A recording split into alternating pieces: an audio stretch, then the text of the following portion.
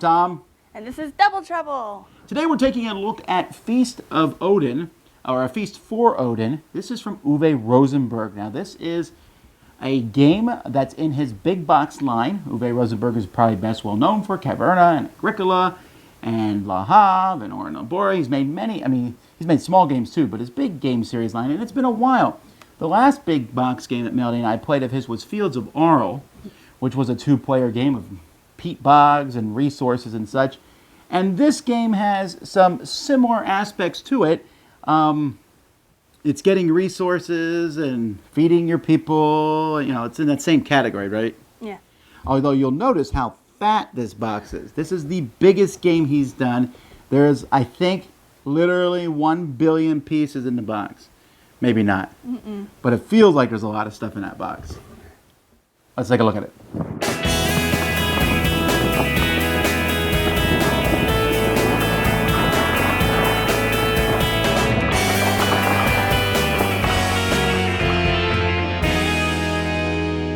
So in this game, you're trying to get a lot of points, and each player has the home board, and on this board, they have this area here, and you're going to start out with over 80 negative points.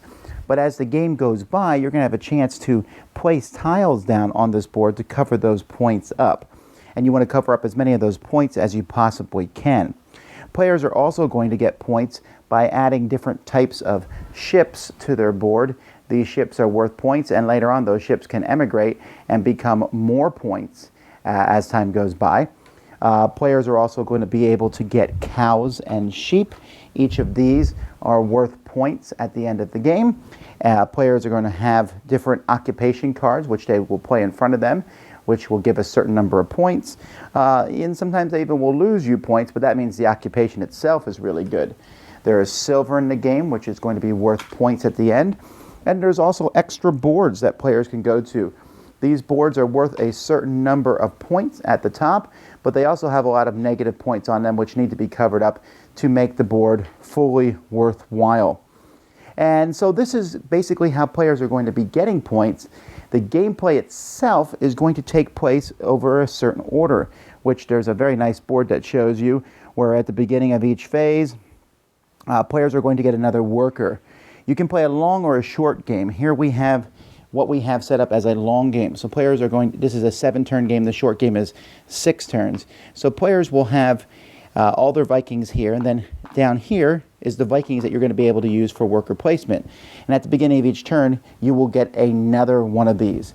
However, at the end of each turn, you're going to need to feed, and when you feed, you're going to need to be able to put food there.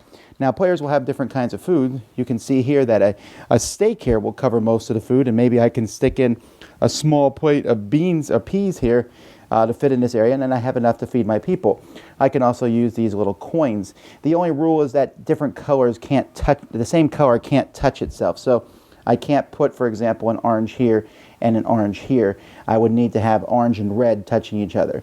But at the beginning of several of the turns, so you can see here, for the turns, you're going to get a whole pile of food, so you'll have enough food to be able to feed your people as long as you don't use it for other things. These are the workers that players will have, and these are the workers that they're going to be using to take the different actions. In player order, players are going to be choosing actions from over 60 different actions on a worker board here, and each of these actions is going to require a number of workers based on what column it's in. So if it's in column 2, it would take 2 workers to do it. If it was in column 3, it takes 3 workers, and so on and so forth. Also, when in column 3, when you place anyone there, you get to draw an occupation card, and in column 4, you get to play an occupation card. So I'm going to try to do a quick rundown of what the different actions are in these columns. So let's get started. In the top column here, you're going to be able to spend wood and or stone. Here you can spend wood to buy ships, and there's 3 different types of ships that come with the game. They're on their own board here, and you can use those resources to buy or to build the different ships and put them on your board. And here you can buy extra land areas. There are 3 different types. These are buildings essentially that you are putting on your property, and each of these is worth a certain number of points, 8, 10, or 17, but you need to cover them up with different tiles to cover up the -1. So on each of these, on this one, you need to specifically cover it up with stone and wood. Here, stone and wood, and then different tiles, blue, green, red, and orange. And here, the different tiles will cover it up. So each of these can give you some resources and also can give you points. The next area is where you will go hunting for tiles. But before we go any farther, I want to talk about tiles. Now this game comes with 2 trayfuls of tiles. And these tiles are in orange, red, green, and blue. And those are basically the ascending colors. Orange is the weakest tile, then red, then green, then blue. So when you get a tile, let's say for example, you have this orange thing of beans here, it can be upgraded to a pile of milk, which could be then upgraded later on to this roll of fabric, which could be upgraded later on to this small chest.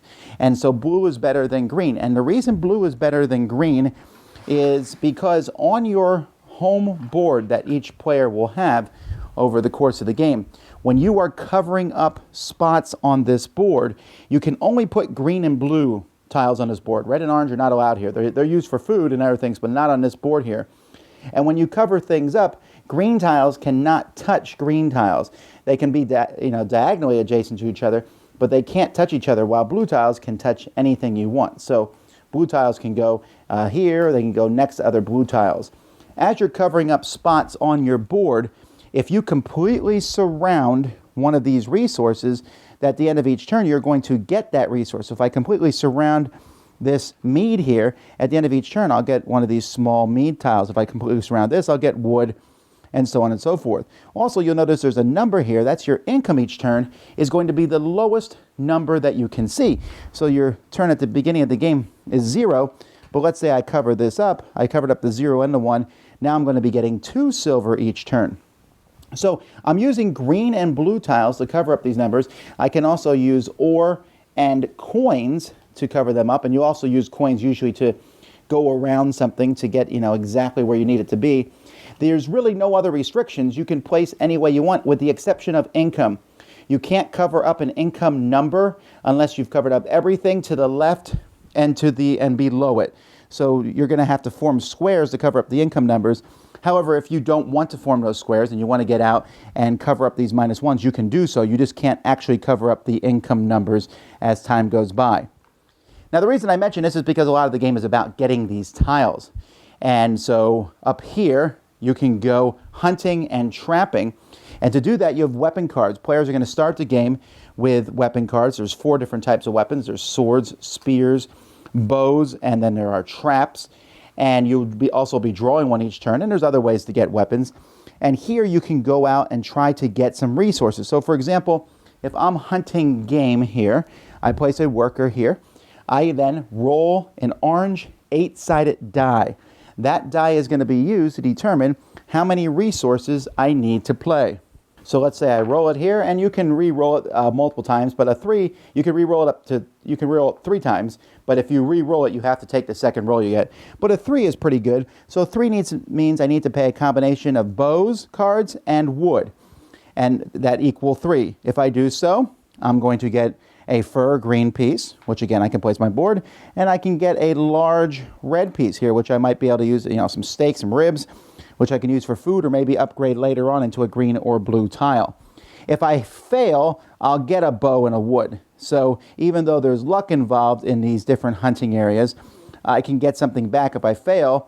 Some of them require ships. These require whaling ships on your board, but you can see that the benefits are much greater. And if you fail on these, you'll get some of your workers back. These are the only spaces that will do that. Then as we go below that, you'll see the next spaces here are just places to get food. You can pay money to get some of the red food, or you can get some of these animals. Animals are useful because at the end of every turn, first they're points, but if you have 2 of them at the end of a turn, one of them will become pregnant, which is worth more points. And on a future turn, a pregnant one will give you another animal of that type. So there's sheep and cows for that. Below that, the different areas here are just areas where you're going to get, here you go here, you get a pot of beans and a silver coin. Here you get the 2 different pieces of food and a coin, and so on and so forth. Down here you get milk if you have cows. So if you have up to 3 cows, you get 3 milk. Same thing here. You can get The cloth, as long as you have up to 3 different sheep, you can get up to 3 cloth. And so you can see that there's a lot of different options in this game, and I haven't even gone over half of them yet. If we move down below, you have a chance to change one of the orange tiles to a green one, to change these green. These will change things into another one. This spot is pretty useful because here you can spend one of your ore to be able to take a special tile from this board here. On this board are all kinds of different shapes of, objects. Now, these objects here cannot be built. These have to be stolen from other places or bought.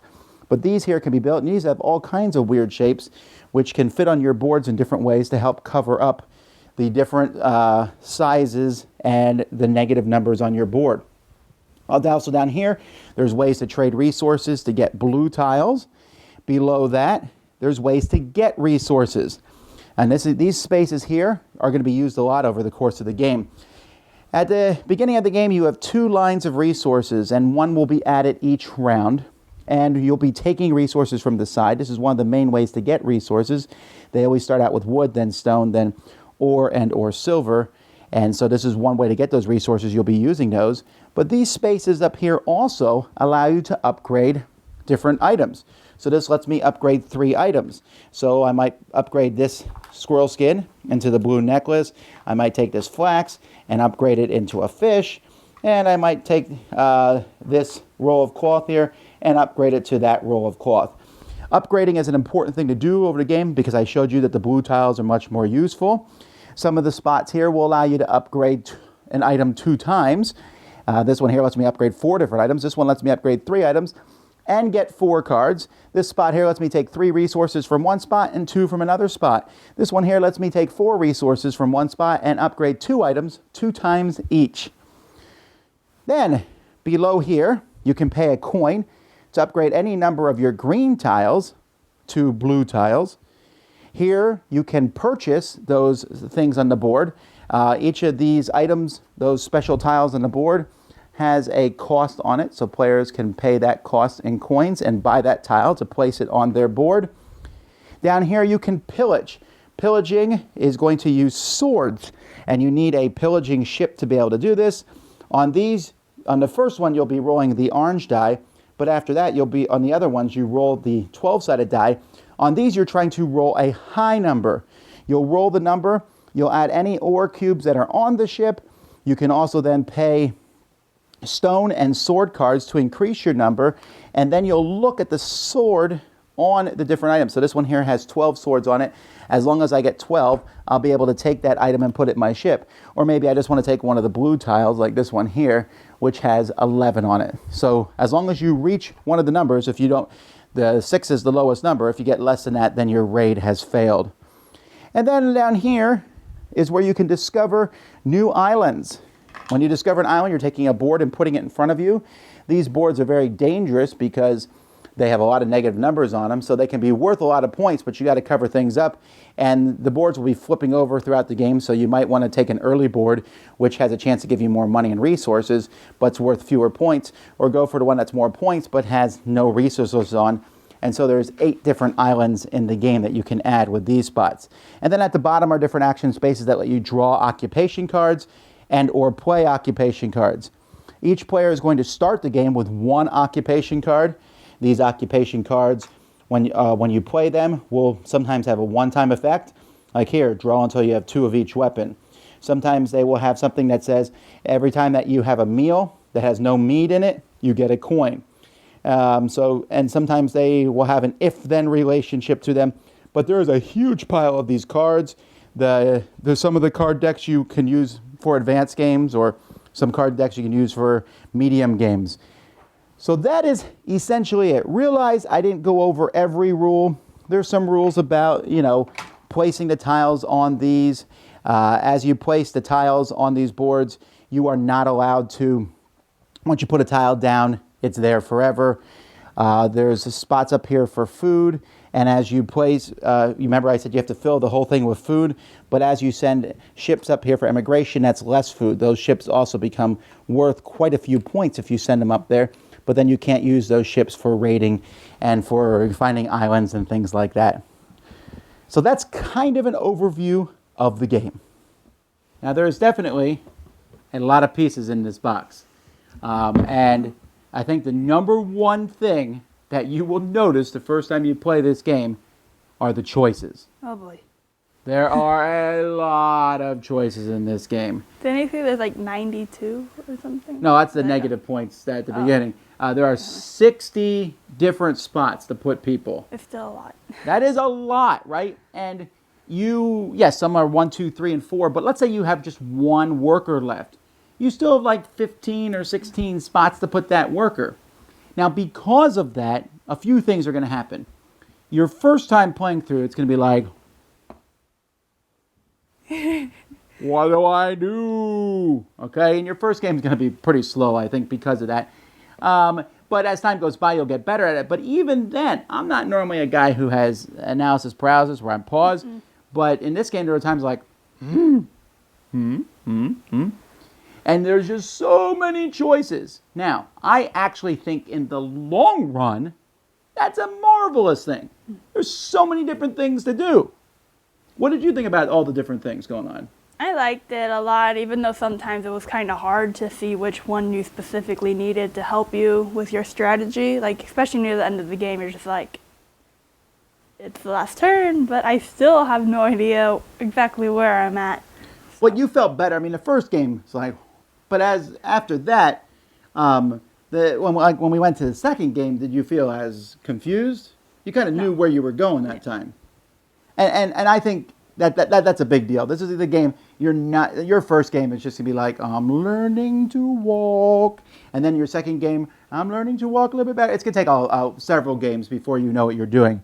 And I mean, if you try to do everything, you're like, I'll do animals. Ooh, and I'm gonna go pillaging, and I'm also gonna go hunting and trapping. Yeah, because you can't do everything. So you get to kind of pick a path and focus on it. And have you found like the perfect path? Nope. We probably never will, just because there's so much going on in this game. Now, there's a small bit of luck in the game from two places. One is the occupation cards. There is a ton of cards in this game. There's like 30 or 40 just of the starting cards that you get one of. And then there's another 100 plus cards, and you'll never see all these cards. Mm-mm. What did you think about the occupation cards? I like them. They're like helpful. Like, in the first game that I played, they gave me a goal to go forward. Right. For. Yeah, they kind of give you something that you're trying to do. Mm-hmm. But they're not game-changing, if that makes sense. Especially if you get them like near the end of the game and you're like, I'm never going to use this card. Well, there are a few points. So being able to play one can give you some points. And some of them are better than others, and that the number of points will tell you how good the card is. But they're like minor helpful things, like, ooh, I get to do this. Not like, oh, this I will now win because I got this card. Did you ever feel that? No. Or did you ever you look at someone else's card, that's a pretty good card, but never like, well, you won because you got that card. No. In fact, like I said, there's so much, this gives a lot of variety to the game because you'll never probably see the same cards in 15 games. That's how many there are. Unless you shuffle weirdly and somehow get the same one. No, that's true. In fact, I wanted to draft where you start with one of those starting cards. There's a whole pile of starting occupation cards. I wanted to, well, we actually did in the one game where we drew two and we picked which one, because it does kind of give you like a starting point. Oh, there's one that says cows. I will get some cows. The other luck in the game comes from raiding and hunting and pillaging and things like that. Mm-hmm. What did you think about that, where you're rolling a die? It was kind of lucky, unless you were prepared and like ready in case if you like did a bad roll. And for the bad rolls, they don't happen as often as you think they would happen because you re-roll. You can re-roll twice. And even if you fail, you get stuff back. You get stuff back, and it's the same stuff you need, so you can try to do that again. The hunting and the trapping stuff, that's not so. You just get some different goods and things. The pillaging, then the raiding, you get a lot of good items from that one. Mm-hmm. And so that's some luck, but it's not a ton of luck. It's very minor. So the game itself is it's just this wide open range of options that you have. And the different player count is going to change it to some degree. With 4 players, there's a couple boards added to the bottom where you can take the same action someone else did. But with so many options, you're very rarely going to be taking a spot and someone's like, oh, that's a spot, I want it. But it will happen. Mm-hmm.